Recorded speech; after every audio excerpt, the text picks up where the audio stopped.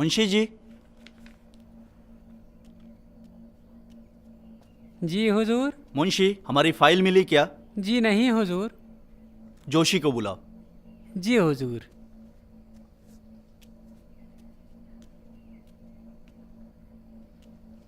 जी हुजूर। जोशी, हमारी फाइल मिली क्या? जी नहीं हुजूर। कहाँ गई हमारी फाइल?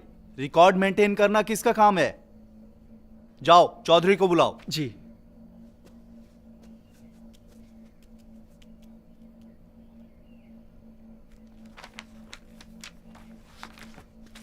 जी हुजूर। चौधरी, हमारी एक इंपॉर्टेंट फाइल दफ्तर से गुम है, जरा देखिए उसे। जी हुजूर।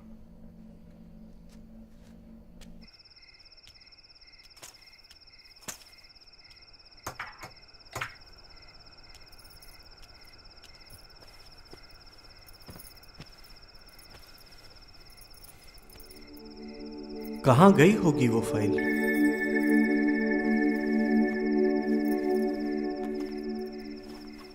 आप कहीं जा रहे हो? हाँ, हमारे दफ्तर में जोशी बाबू काम करते हैं, उनके घर जा रहा हूँ, अभी आया।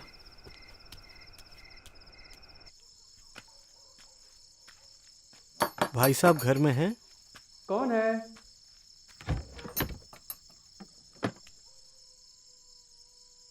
आप? और इस वक्त? आइए आइए हुजूर। जी नहीं, आप बाहर आइए। ठीक है। कलेक्टर साहब की घूमी हुई मिसल आपके घर में पड़ी है, तुरंत निकाल के दीजिए। मेरे घर में? जी हाँ, आपके घर में पड़ी है, तुरंत निकाल के दीजिए। जी हुजूर।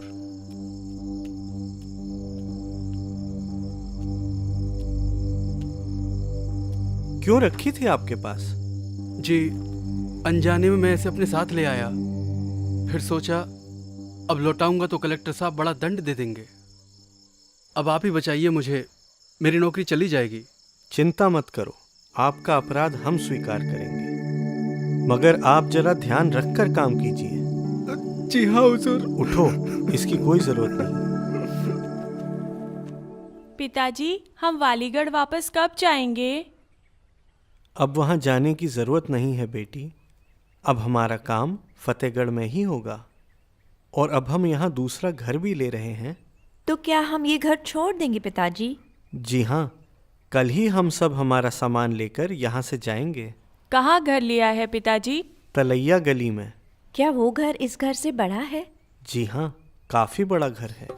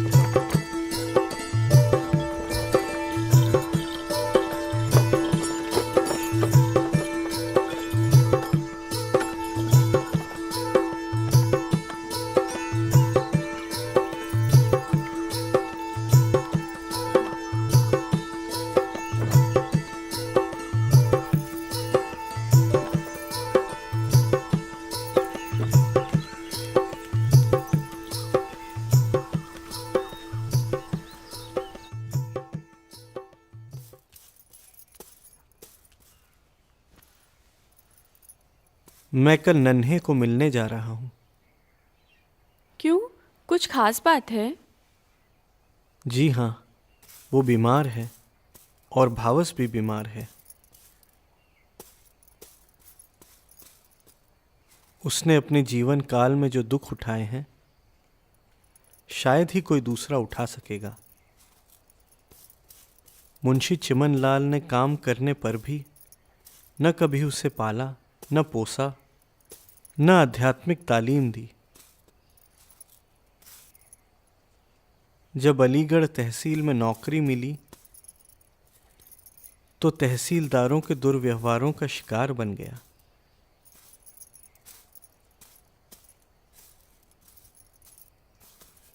मैं कल उसे मिलकर आऊंगा।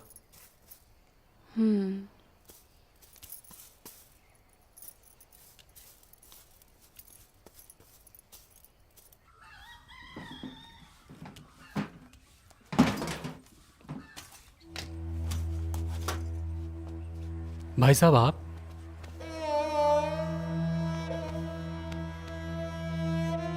आइए भाई साहब।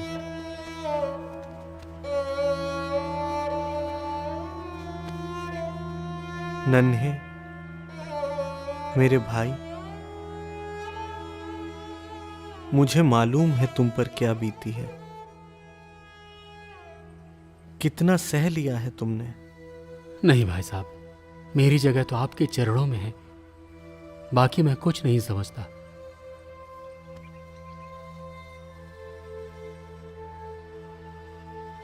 नन्हे, सत्य है कि तुम्हारी तपस्या बड़ी सच्ची है।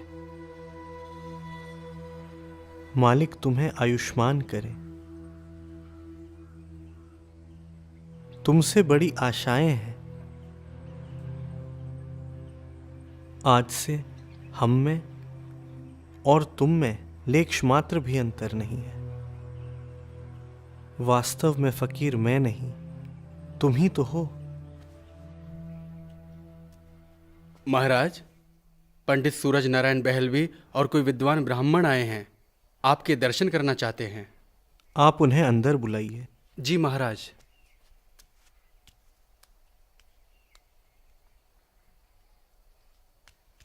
नमस्ते, मैं दहलवी, आप पंडित गोखले हैं। प्रणाम। तशरीफ रखिए।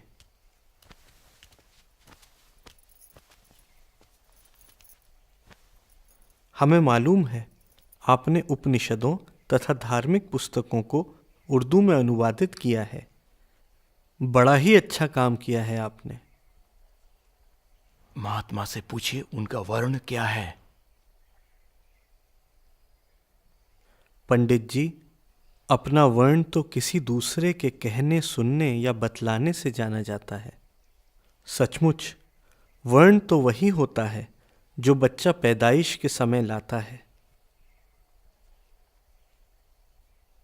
लेकिन मैं तो इतना ही जानता हूं, मेरा जब जन्म हुआ तब मेरे माता पिता ने मधुर स्वरों में मेरे कानों में उच्चारण किया, देखो बेटे, तेरा वास्तविक वर्ण भंगी और धोबी का है और सेवा भाव तेरा कार्य और कर्तव्य रहेगा। इससे आगे बढ़ने का प्रयत्न न करना। अब हम पूजा में बैठते हैं।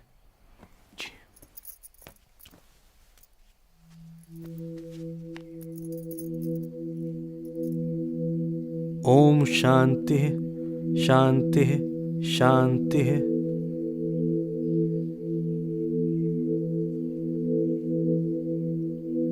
अब हम गंगा स्नान करने जाते हैं। प्रणाम।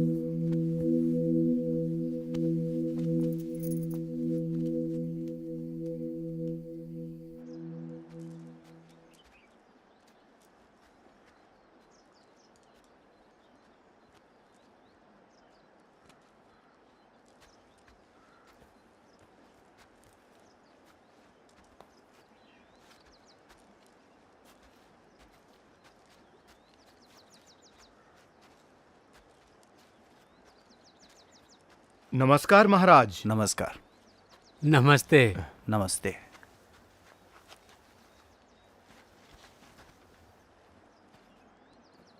महाराज, गृहस्थ जीवन में ऐसा कोई हो सकता है जो सद्गुरु पद का अधिकारी हो? हाँ पंडित जी, इस इलाके में एक हैं जिनका शुभ नाम महात्मा रामचंद्र तथा लालाजी महाराज है।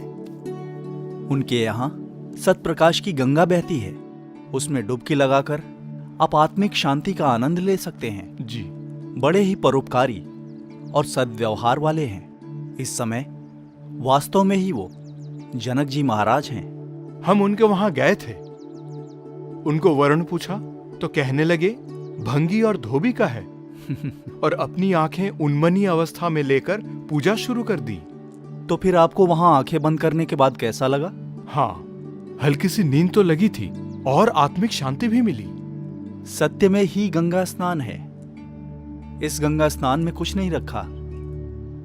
इस गंगा स्नान के बाद कभी आपने वैसी अवस्था प्राप्त कर ली थी? देखो, भंगी और धोबी का काम वास्तव में माता ही करती है और कर सकती है। वही काम सिर्फ सदगुरुदेव महाराज ही कर सकते हैं, अन्य कोई नहीं। फिर तो हमसे बड़ी भूल हो गई महाराज। हम तुरंत जाकर लाला जी महाराज से चरण स्पर्श करके माफी मांगेंगे। चलो पंडित जी, अब समझ में आया असली गंगा स्नान का मतलब क्या है। जी चलिए। नमस्ते। आनंद हो। प्रणाम।